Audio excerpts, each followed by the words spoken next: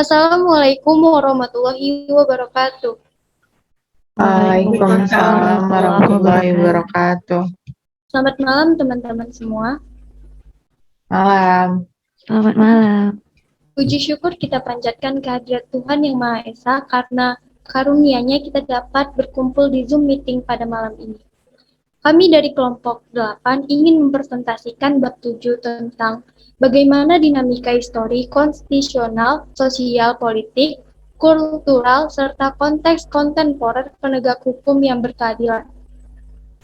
Sebelumnya, izinkan saya untuk memperkenalkan kelompok kami, yang terdiri atas saya sendiri, Lola Nusya Fitri, sebagai moderator, lalu selanjutnya ada Rahma sebagai pemateri pertama, lalu ada Deborah sebagai pemateri kedua, lalu selanjutnya ada Siska sebagai pemateri ketiga, lalu selanjutnya ada Linda sebagai pemateri yang keempat, lalu selanjutnya ada Dinda sebagai pemateri yang kelima, lalu selanjutnya Alia sebagai pemateri yang keenam, lalu selanjutnya ada Mutia sebagai pemateri yang ketujuh, dan yang terakhir ada Hanafi.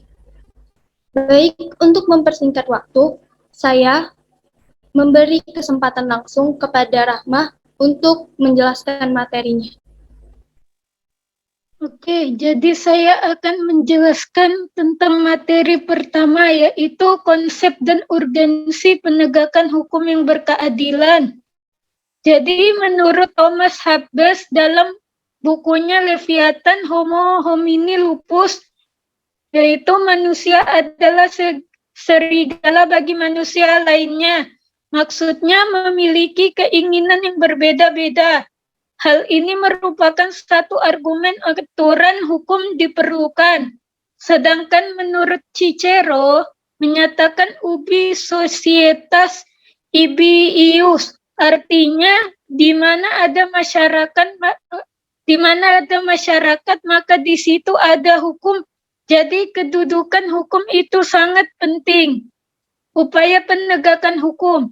Upaya penegakan hukum di suatu negara disarankan untuk mengkaji teori dalam buku Ilmu Negara Hukum.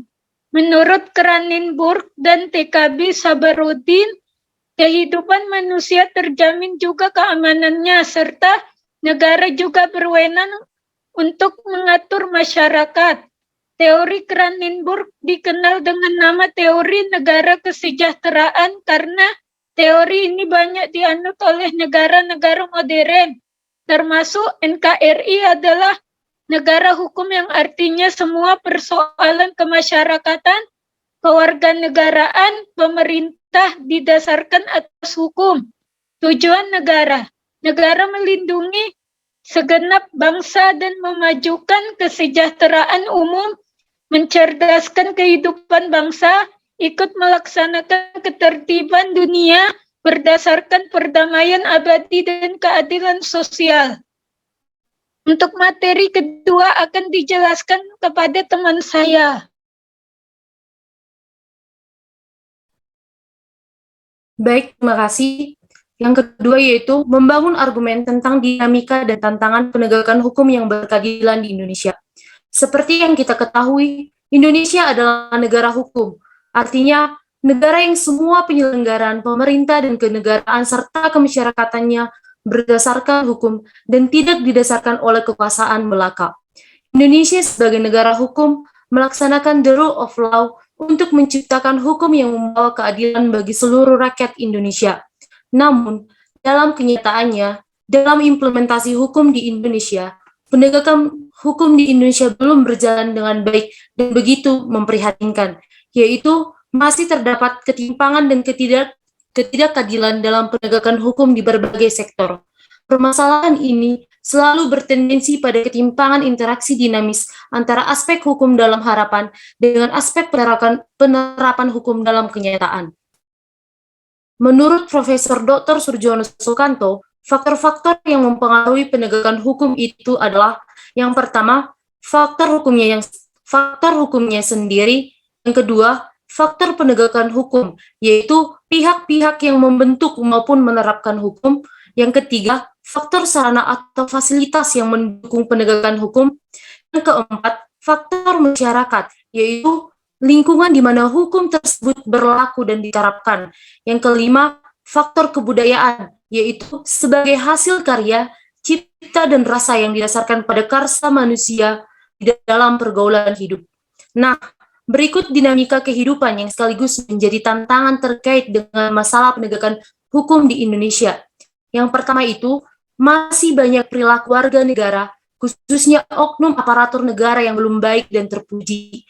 Terbukti masih ada praktik KKN, praktik suap, perilaku premanisme, dan perilaku lain yang tidak terpuji. Yang kedua, masih ada potensi konflik dan kekerasan sosial yang bermuatan sara, tawuran, pelanggaran HAM, dan sikap etnosentris. Yang ketiga, maraknya kasus-kasus ketidakadilan sosial dan hukum yang belum diselesaikan dan ditangani secara tuntas. Menanya alasan mengapa diperlukan penegakan hukum yang berkeadilan. Dari banyaknya tuntutan masyarakat, beberapa sudah mulai terlihat perubahan ke arah yang positif dan ke arah yang negatif. Seperti yang kita ketahui, hampir setiap hari media massa, baik elektronik maupun cetak, menayangkan masalah pelanggaran hukum, baik terkait dengan masalah penegakan hukum yang belum memenuhi rasa keadilan masyarakat. Masalah-masalah tersebut masih belum dapat terselesaikan, karena masih banyak di antara kita yang belum memiliki kesadaran dalam berlaku adil. Oleh karena itu, diharapkan kepada kita semua untuk mulai memberlakukan hidup jujur dan adil dalam melaksanakan hak dan kewajiban. Supaya dapat terciptanya keadilan dan ketertiban dalam masyarakat Indonesia. Dari masalah-masalah penegakan hukum yang terjadi di Indonesia, kita dapat menyimpulkan bahwa tujuan utama penegakan hukum adalah untuk membuat masyarakat merasa memperoleh perlindungan akan hak-haknya.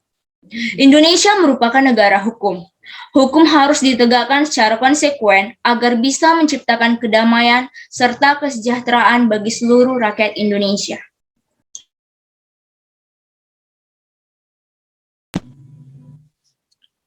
Selanjutnya adalah sumber historis, sosiologis, dan politis, yang tentunya ketiga sumber ini memiliki perbedaan. Perbedaan dari ketiga sumber ini adalah kalau sumber historis itu adalah sumber yang berkaitan dengan sejarah bangsa Indonesia. Kalau sumber sosiologis berarti berkaitan dengan masyarakat Indonesia. Sedangkan sumber politis adalah sumber yang berkaitan dengan pemerintahan atau aspek politik. Dan untuk contoh-contohnya akan dilanjutkan oleh rekan saya. Baik, selanjutnya pembagian hukum. Pembagian hukum ada dua, yaitu hukum privat dan hukum publik, di mana hukum privat yaitu hukum yang mengatur hubungan antar manusia atau individu, sedangkan hukum publik yaitu hubungan yang mengatur hubungan yang menyangkut kepentingan umum.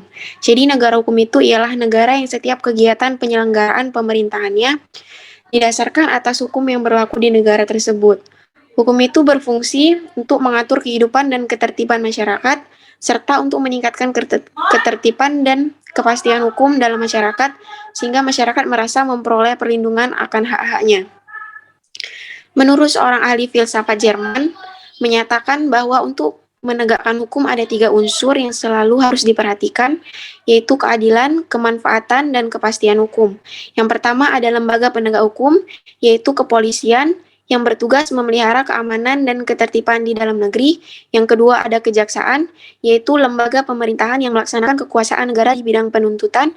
Yang ketiga ada kehakiman, yaitu suatu lembaga yang diberi kekuasaan untuk mengadili. Yang kedua ada lembaga peradilan yang terdiri dari peradilan agama, yang bertugas dan berwenang memeriksa perkara-perkara di tingkat pertama antara orang-orang yang beragama Islam di bidang perkawinan, kewarisanan, wasiat, dan hibah yang dilakukan berdasarkan hukum Islam, wakaf, dan sedekah. Selanjutnya ada peradilan militer, yaitu peradilan yang memeriksa dan memutuskan perkara pidana terhadap kejahatan atau pelanggaran. Yang ketiga adalah peradilan tata usaha negara, yaitu administrasi negara yang melaksanakan fungsi untuk menyelenggarakan urusan pemerintahan, baik di pusat maupun di daerah, yang bertugas untuk mengadili perkara atas perbuatan melawan hukum yang dilakukan oleh pegawai tata usaha negara. Selanjutnya ada peradilan umum, yaitu salah satu pelaksanaan kekuasaan kehakiman bagi rakyat pencari keadilan pada umumnya untuk menyelesaikan perkara-perkara yang termasuk wewenang peradilan umum digunakan beberapa tingkat, yaitu ada pengadilan negeri, yang dikenal pula dengan istilah pengadilan tingkat pertama.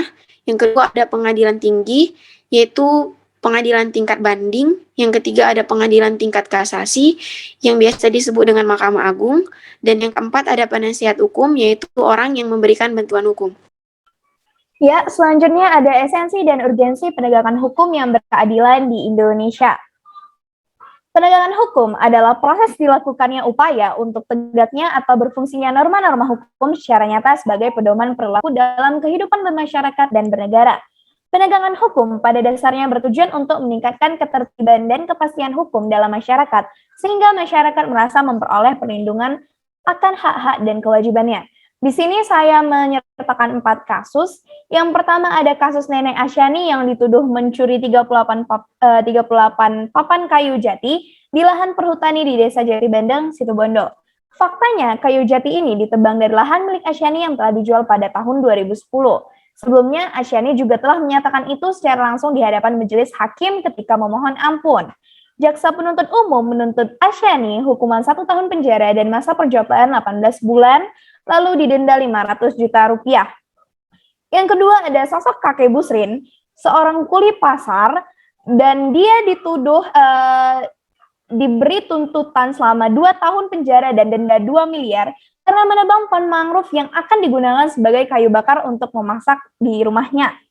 Yang ketiga ada kasus korupsi Jaksa Pinangki. Kasus ini tuh, kasus dia tuh ada yang menerima suap, ada pencucian uang, dan lain-lain.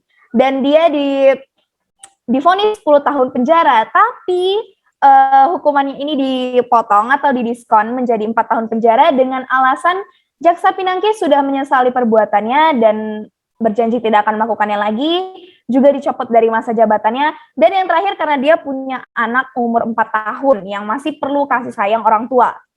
Yang terakhir ada kasus korupsi bansos atau bantuan sosial COVID-19 oleh Juliari Batubara, mantan Menteri Sosial.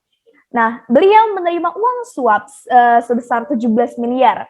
Uang ini digunakan untuk keperluan pribadi. Juliari juga dihukum membayar denda sebesar 500 juta, pengganti sebanyak 14,5 miliar, dan divonis tidak boleh menggunakan hak politik selama 4 tahun. Tetapi, Juliari mengajukan banding dengan alasan bahwa dia memiliki istri yang baik, dia mempunyai anak-anak yang masih kecil, dan dia sudah menerima banyak sekali hujatan dari netizen Indonesia. Dari fakta tersebut sangat jelas bahwa keberadaan hukum dan upaya penegakannya sangat penting. Ketiadaan penegakan hukum, terlebih tidak adanya aturan hukum akan mengakibatkan kehidupan masyarakat semakin kacau. Selanjutnya adalah rangkuman penegakan hukum yang berkeadilan. Penegakan hukum bertujuan untuk meningkatkan ketertiban dan kepastian hukum dalam masyarakat sehingga masyarakat merasa memperoleh pengayoman dan hak-haknya terlindungi. Dalam menegakkan hukum, terdapat 3 unsur yang harus selalu diperhatikan, yaitu kepastian hukum, kemanfaatan, dan keadilan. Dalam rangka mewujudkan sistem hukum nasional yang berlandaskan Pancasila dan Undang-Undang Dasar Negara Republik Indonesia 1945, pembangunan bidang hukum mencakup sektor materi hukum, sektor sarana dan prasarana hukum, serta sektor aparatur penegak hukum. Aparatur hukum yang mempunyai tugas untuk menegakkan dan melaksanakan hukum antara lain lembaga kepolisian, kejaksaan, dan kehakiman. Fungsi utama lembaga kepolisian adalah sebagai lembaga penyidik, sedangkan kejaksaan berfungsi utama sebagai lembaga penuntut, serta lembaga kehakiman sebagai lembaga pengadilan atau pemutus perkara. Penegakan hukum di Indonesia masih menghadapi masalah dan tantangan untuk memenuhi rasa keadilan masyarakat.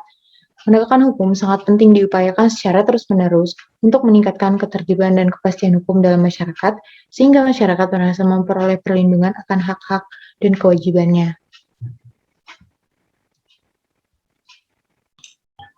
Baik, selanjutnya yaitu contoh penegakan hukum yang berkeadilan, terutama pada kasus penangkapan pelaku begal oleh aparat kepolisian.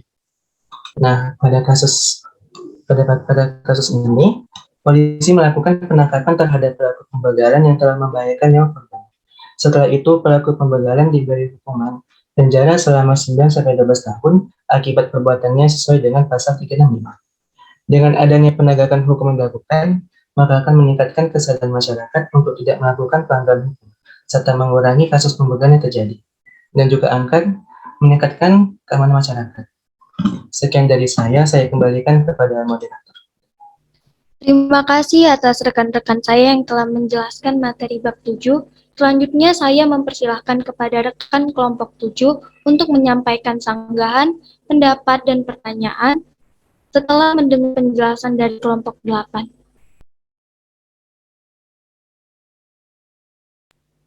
Untuk kelompok 7, Baik, terima kasih. Saya ingin bertanya. Perkenalkan, nama saya Mayumi Wijaya.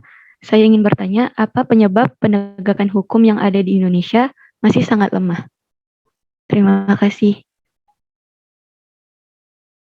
baik, ada lagi?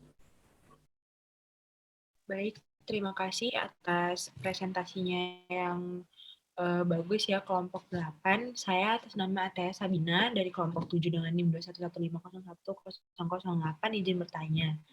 Mengapa di Indonesia sangat sulit untuk patuh terhadap undang-undang? Dan mengapa penegakan hukum tidak menjadikan keadilan untuk rakyat Indonesia? Terima kasih dan saya tunggu jawabannya. Selanjutnya ada lagi teman-teman?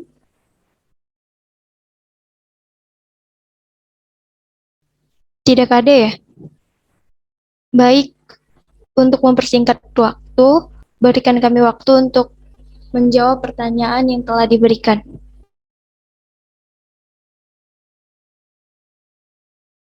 Untuk kelompok 8, mohon maaf, mungkin saya menjadi perwakilan untuk teman-teman saya dan izinkan saya membacakan pertanyaan-pertanyaan dari nomor 1 sampai nomor 9. Mohon maaf sebelumnya karena ada beberapa kesalahan dari kelompok saya sendiri dan izinkan saya untuk membacakan list pertanyaannya. Apakah berkenan? Baik, silakan. Oke, baik, terima kasih atas kesempatannya. Pertanyaan nomor 1 dari Mayumi Wijaya. Mayumi bertanya, apa penyebab penegakan hukum yang ada di Indonesia masih sangat lemah? Pertanyaan kedua, menurut kalian, apakah upaya yang dapat kita lakukan untuk dapat menegakkan hukum yang berkeadilan dan memperbaiki kondisi hukum yang masih kurang baik pada saat ini? Itu pertanyaan dari Anissa Nabila. Pertanyaan nomor 3, mengapa di Indonesia sangat sulit untuk patuh terhadap undang-undang dan mengapa penegakan hukum tidak menjadikan keadilan untuk rakyat menengah ke bawah di Indonesia? Itu pertanyaan dari saya sendiri, Ataya Sabina. Pertanyaan keempat, jika penegakan hukum telah tercapai dan masyarakat negara tersebut dapat mempertahankan keadilan dan kedamaiannya, apakah lembaga penegakan hukum masih dibutuhkan? Itu pertanyaan dari Jordan Jedija. Pertanyaan kelima, menurut kalian, apakah penegakan hukum yang berkeadilan sudah tercapai di Indonesia? Jika sudah, apa alasannya? Dan jika belum, apa alasannya? Itu pertanyaan dari Taris. Pertanyaan selanjutnya, pada masa sekarang ini, seringkali kita jumpai aparat penegak hukum yang terpilih atas dasar mempunyai ikatan keluarga dengan pejabat lainnya, atau biasa kita sebut dengan orang dalam. Menurut kelompok kalian, apakah memungkinkan ada kesempatan kita sebagai penerus bangsa untuk menjadi bagian dari penegak hukum yang berkeadilan tanpa adanya orang dalam? Jika mungkin, bagaimana dan apa alasannya? Pertanyaan dari Nazma Aulia. Pertanyaan yang ketujuh, apa faktor yang membuat Indonesia masih mengalami penegakan hukum yang belum berkeadilan? Pertanyaan dari Namira. Pertanyaan yang kedelapan, menurut kalian penegakan hukum masuk ke dalam sila keberapa? Dan sebutkan contoh-contoh penegakan hukum tersebut. Pertanyaan dari Albert. Dan yang terakhir, kenapa urgensi profesi hukum diperlukan sebagai upaya penegakan hukum berkeadilan di Indonesia? Pertanyaan dari Farhan. Sekian pertanyaan dari kelompok kami. Saya persilakan kelompok 7 untuk menjawab. Apakah kurang jelas kelompok 8, mohon maaf, kelompok 8 untuk menjawab. Ada kendala atau mau saya kirim pertanyaannya di chat? Baik, sudah dicatat tadi. Terima kasih atas pertanyaannya. Izinkan beri kami waktu untuk menjawab atau mencari jawaban-jawaban dari pertanyaan yang telah disampaikan.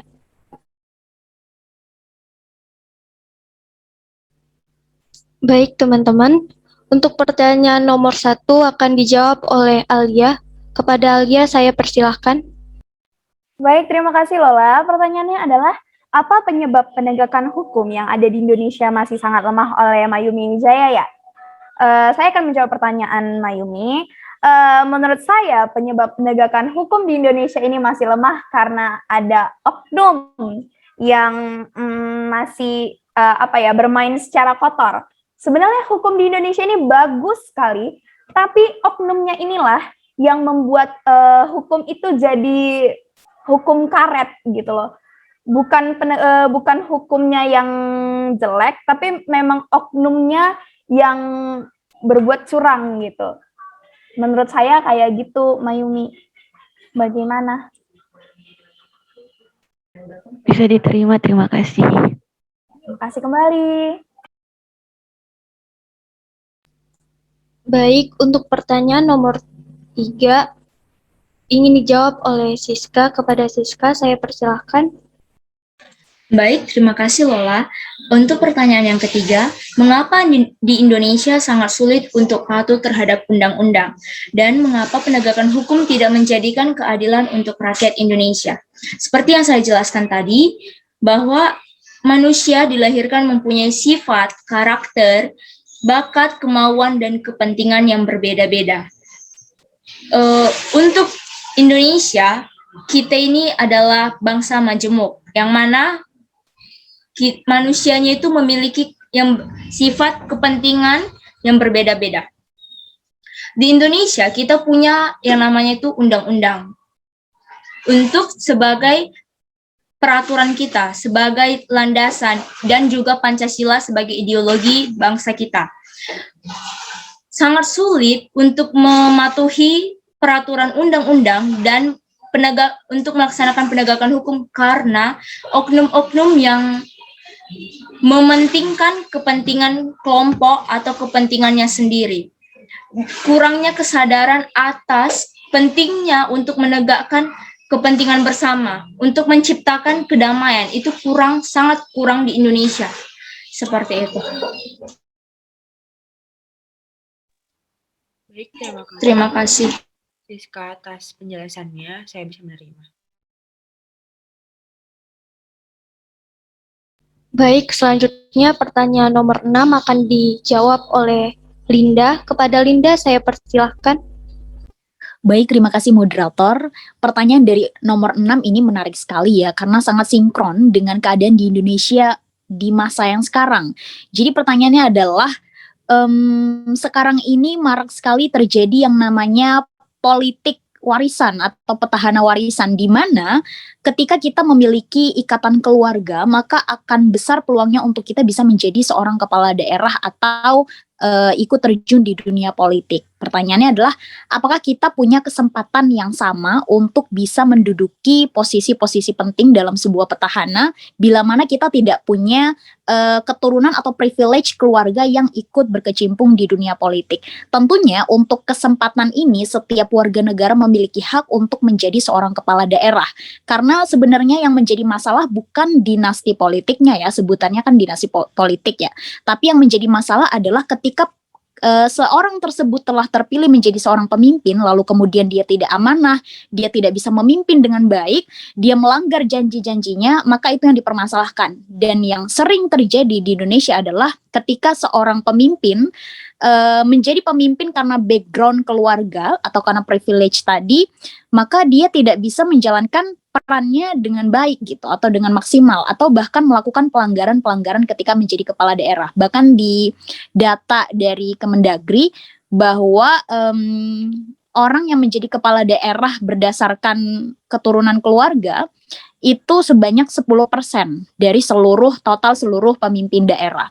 Jadi menurut saya tidak masalah kalau misalnya dia punya latar belakang keluarga dari politik, lalu kemudian dia terjun ke dunia politik, asal dia bisa memimpin dan juga menjalankan perannya sebagai seorang kepala daerah. Dan ini menjadi teguran bersama juga untuk undang-undang kita, peraturan kita lebih ketat lagi ya dalam membuat peraturan agar memberikan kesempatan yang sama. Karena terkadang kita membuka peluangnya itu tidak adil gitu, ketika orang-orang biasa menjadi kepala daerah peluangnya dipersempit gitu, sehingga susah untuk mereka mencalonkan diri. Jadi intinya tidak masalah, yang penting dia bisa amanah. Terima kasih. Terima kasih. Baik, saya ingin menjawab pertanyaan nomor 8 dari Albert yang pertanyaannya ialah, menurut kalian, penegak hukum masuk ke dalam sila keberapa dan sebutkan contoh-contoh penegak hukum tersebut. Baik, penegak hukum itu sendiri termasuk ke dalam sila kelima yaitu berbunyi keadilan sosial bagi seluruh rakyat Indonesia dan contoh-contoh penegak hukum yaitu yang pertama, masyarakat menyerahkan pelaku tindakan kriminal kepada polisi, lalu polisi menangkap pelaku pembegalan yang terjadi di masyarakat, lalu ada pengadilan memberikan vonis berat kepada pelaku pelecehan seksual sesuai apa yang diperbuatnya. Bagaimana Albert?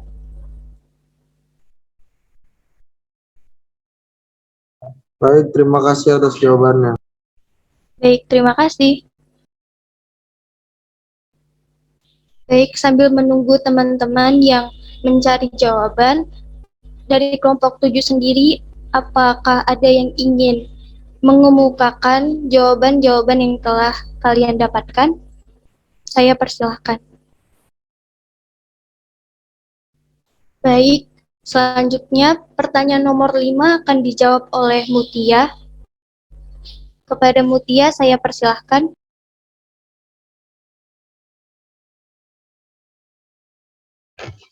Baik, saya akan menjawab pertanyaan nomor 5. Pertanyaannya, menurut kalian apakah penegakan hukum yang berkeadilan sudah tercapai di Indonesia? Jika sudah, apa alasannya? Jika belum, apa alasannya? Menurut saya sendiri, penegakan hukum berkeadilan itu ada yang udah adil dan ada yang belum. Yang belum itu alasannya terlihat jelas, seperti yang sudah dicontohkan oleh teman saya Alia tadi di presentasi tersebut, yang kasus nenek-nenek tadi, itu jelas belum adil karena jelas belum adil. Terus kalau ada setengah yang udah, bukan setengah juga sih, ada yang udah adil itu, contohnya seperti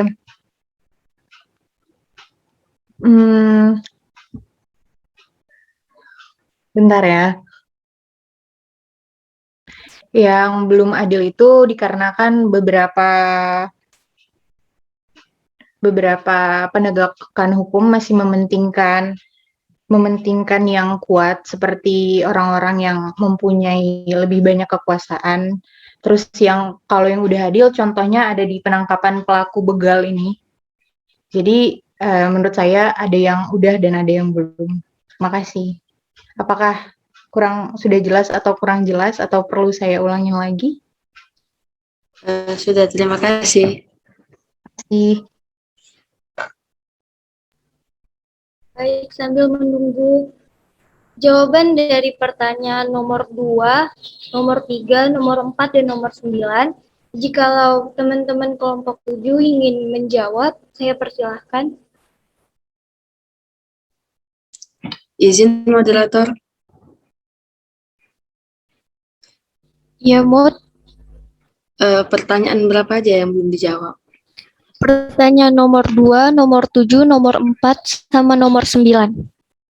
Boleh saya menjawab pertanyaan nomor 7? Baik, dipersilahkan. Ini kalau pendapat saya, ini pertanyaan dari kawan kelompok saya. Apa faktor yang membuat Indonesia masih mengalami penegakan hukum yang belum berkeadilan? Menurut saya sendiri, mengapa Indonesia itu belum mencapai penegakan hukum yang berkeadilan? Menurut saya itu karena faktor penegak hukumnya. Saya tidak mengatakan semuanya, cuman dapat kita lihat mayoritas penegak hukum Indonesia belum menjalankan tugasnya sebagaimana seharusnya. Seperti kita lihat sendiri, banyak kasus seperti seorang koruptor yang melakukan penggelapan dana, korupsi uang negara miliaran, itu hukumannya bisa saja sama dengan seseorang yang mencuri ataupun melakukan tindakan yang tidak seberat yang para koruptor itu lakukan. Saya juga pernah menonton sebuah berita di mana seorang koruptor yang ketangkap kasus korupsi dan sedang menjalani pemeriksaan, tetapi dia masih sempat melambaikan tangan ke kamera padahal di situ statusnya sudah sebagai tersangka kasus korupsi.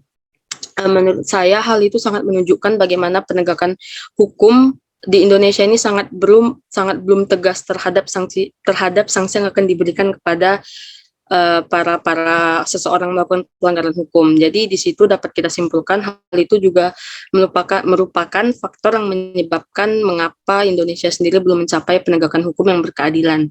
Terima kasih.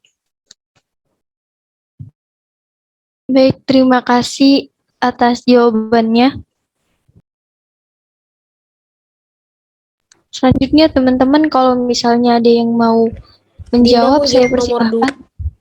Silakan Dinda. Baik, saya akan menjawab pertanyaan nomor 2, yaitu menurut kalian apakah upaya yang dapat kita lakukan untuk dapat menegakkan hukum yang berkeadilan dan memperbaiki kondisi hukum yang masih kurang baik saat ini. Jadi partisipasi warga negara, yaitu kita sendiri, sangat diperlukan untuk meningkatkan upaya penegakan hukum ini, yaitu partisipasinya itu dalam upaya peningkatannya yang dapat kita lakukan yang pertama yaitu mentaati setiap peraturan yang berlaku di negara Republik Indonesia. Yang kedua itu menghormati setiap keputusan hukum yang dibuat oleh lembaga peradilan. Yang ketiga itu ada memberikan pengawasan terhadap jalannya proses-proses hukum yang sedang berlangsung. Yang keempat itu ada memberi dukungan terhadap pemerintahan dalam upaya meningkatkan jaminan keadilan. Dan yang kelima ada memahami dan menghormati hak dan kewajiban setiap warga negara. Dengan adanya partisipasi itu, mungkin upaya dari kita sebagai partisipasi bisa untuk meningkatkan penegakan hukum yang berkeadilan. Kelompok 7. Baik, terima kasih jawabannya Dinda. Baik, terima kasih Dinda. Selanjutnya teman-teman, kalau misalnya ada yang ingin menjawab lagi, saya persilahkan. Baik, untuk pertanyaan nomor 9 akan dijawab oleh Rahma. Kepada Rahma, saya persilahkan. Nomor 9 itu jawabannya adalah karena urgensi profesinya hukum, diperlukannya hukum, karena hukum itu dipaham, mereka sudah mempelajari hukum yang udah paling paham. Terus mereka itu sudah mempelajari hukum, mereka udah tahu. Jadi mereka udah tahu gitu apa dampak dari kalau kita tidak melakukan atau melaksanakan hukum dengan benar. Sekian itu jawaban dari saya. Moderator, izin saya mau menambahi. Ya, dipersilahkan Siska. Pentingnya urgensi profesi hukum diperlukan sebagai upaya penegakan hukum yang berkeadilan di Indonesia. Itu seperti yang kita ketahui bahwa kita sudah sejak dini kita dididik untuk menaati hukum. Sementara ini sangat diperlukan sebagai profesi hukum, yang mana orang yang berprofesi di bidang hukum untuk menegakkan hukum, karena sejak dini saja kita sudah dididik, kita masih belum bisa untuk menegakkan hukum. Makanya diperlukan orang-orang yang sudah mempelajari hukum sampai ke selak-beluknya, sampai yang lebih dalam, sampai yang lebih khusus lagi, untuk karena otomatis yang mempelajari hukum lebih dalam ini, dia lebih tahu dampaknya jalannya hukum ini gitu untuk Indonesia, pentingnya hukum ini untuk Indonesia. Dan mereka juga sebagai orang yang untuk motivator atau presenter kepada masyarakat untuk memberikan di pendidikan bahwa sangat pentingnya hukum di Indonesia. Tanpa hukum, Indonesia kacau balau dan gak ada yang namanya kedamaian seperti itu. Jadi mereka paling tahu dampaknya dari awal sampai akhir, sampai kepada hukum itu bisa menciptakan, bisa mewujudkan tujuan dari Indonesia, yang mana itu tujuannya itu ada tercatat di Undang-Undang Dasar alinea keempat. Terima kasih. Bagaimana kelompok 7? Apakah jawabannya sudah tepat? Terima kasih kepada kelompok 8 untuk jawabannya. Terima kasih. Baik, terima kasih. Untuk teman-teman, saat ini kami sedang mencari pertanyaan nomor 2 dan 4. Sekali lagi saya ingatkan, jika kalian ingin menjawab pertanyaan tersebut, saya persilahkan. Baik, untuk pertanyaan nomor 4 akan dijawab oleh Deborah. Kepada Deborah, saya persilahkan. Baik, terima kasih. Saya akan menjawab pertanyaan nomor 4, yaitu pertanyaan dari Jordan Jedija, yaitu jika penegakan hukum telah tercapai dan masyarakat negara tersebut dapat mempertahankan keadilan dan kedamaiannya, apakah lembaga penegakan hukum masih dibutuhkan? Lembaga penegakan hukum masih dibutuhkan karena manusia bersifat dinamis, yang dimana akan banyak sekali potensi pelanggaran hukum yang akan terjadi, dan lembaga penegakan hukum ini sangat penting dan dibutuhkan, di mana fungsinya bukan saja dia mengadili, tapi juga mempertahankan keadilannya. Dan juga dalam penegakan hukum ini peranan para lembaga hukum sangat dibutuhkan karena hukum tidak bisa tegak dengan sendirinya. Oleh sebab itu, peranan para lembaga penegak hukum sangat dibutuhkan untuk menegakkan suatu aturan hukum. Terima kasih atas jawabannya, saya terima. Maaf, Hanafi ingin menambahkan jawaban dari pertanyaan nomor 2. Ya, baik. Saya akan menambahkan jawaban dari pertanyaan dari nomor 2 dari Anissa Nabila, yaitu upaya untuk menegakkan hukum yang berkeadilan. Yaitu yang pertama, meningkatkan kesadaran masyarakat tentang pentingnya hukum, meningkatkan pendidikan karakter mengenai hukum yang ada. Nah, yang kedua itu meningkatkan kualitas diksi aparat penegak hukum. Yang ketiga itu menerapkan penegakan hukum yang tidak memihak. Dan yang terakhir, memberi apresiasi dan dukungan kepada aparat hukum. Sekian dari saya. Baik, terima kasih Hanafi. Izin menambahkan pertanyaan bisa? Baik, saya persilahkan. Terima kasih sebelumnya dan mohon maaf telah memotong. Saya ingin bertanya, ditinjau dari sudut subjeknya, penegakan hukum itu dapat dilakukan oleh subjek yang luas dan dapat pula diartikan sebagai upaya penegakan hukum oleh subjek dalam arti terbatas atau sempit. Nah, dari kedua hal tersebut, apa yang membedakan sehingga menjadi upaya penegakan hukum? Sekian. Izin menanggapi pertanyaannya boleh, Lola? Boleh, silakan. Untuk Eka, mohon maaf, saya kurang paham nih maksudnya dari subjek yang luas dan subjek yang sempit itu gimana ya? Boleh dijelaskan? Terima kasih. Gini, kan dalam penegakan hukum itu ditinjau dari sudut subjek, dan itu ada dua, subjek yang luas dan subjek yang sempit. Maksudnya itu dalam cakupan yang luas dan cakupan yang sempit. Nah, yang Eka tanyakan dari kedua hal tersebut, apa yang membedakan sehingga kedua hal tersebut itu tetap sama-sama bisa menjadi upaya penegakan hukum gitu. Lola izin menjawab. Ya, saya persilahkan Siska. Saya akan menjawab pertanyaan dari Eka, yang mana pertanyaannya adalah ditinjau dari sudut subjeknya, penegakan hukum itu dapat dilakukan oleh subjek yang luas dan dapat pula diartikan sebagai upaya penegakan hukum oleh subjek dalam arti yang terbatas atau sempit. Dari kedua hal tersebut, apa yang membedakan sehingga menjadi upaya penegakan hukum? Penegakan hukum berdasarkan subjek yang luas, itu artinya bahwa siapa saja yang menjalankan aturan norma atau melakukan sesuatu atau tidak melakukan sesuatu dengan berdasarkan diri pada norma aturan hukum yang berlaku. Berarti dia menjalankan atau menegakkan aturan hukum. Sementara dalam arti sempit, Segi subjeknya itu, penegakan hukum itu hanya diartikan sebagai upaya aparatur penegakan hukum tertentu untuk menjamin dan memastikan tegaknya hukum itu. Apabila diperlukan, aparatur penegakan hukum itu diperkenankan untuk menggunakan daya paksa. Seperti itu. Apakah sudah puas oleh jawabannya?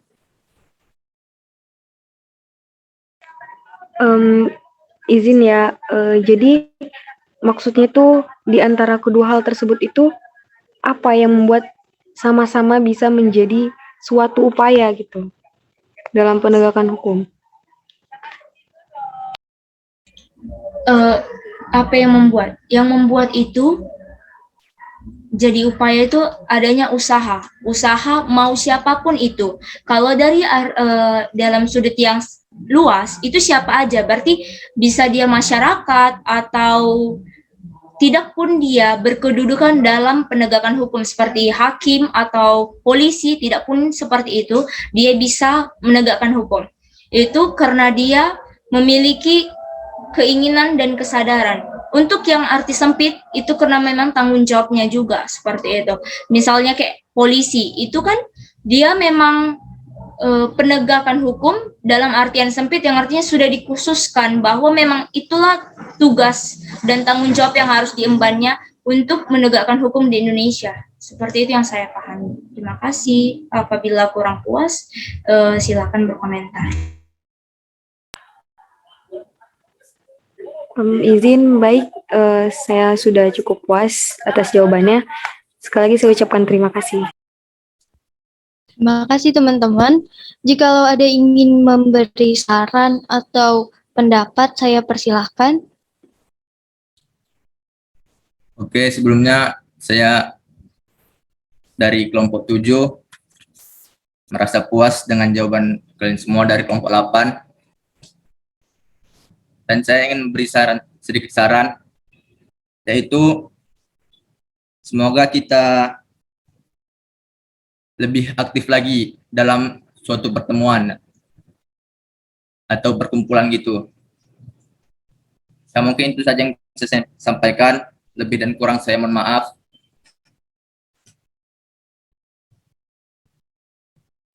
Baik, terima kasih Asmi. Dan terima kasih saya ucapkan kepada kelompok 7 atas partisipasinya.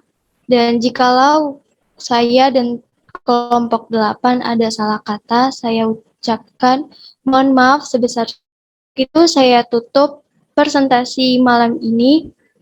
Assalamualaikum warahmatullahi wabarakatuh. Waalaikumsalam warahmatullahi wabarakatuh. Selamat malam teman-teman semua, terima kasih. Selamat malam. Selamat malam. Terima kasih teman-teman. Terima kasih kelompok 7, terima kasih kelompok 8.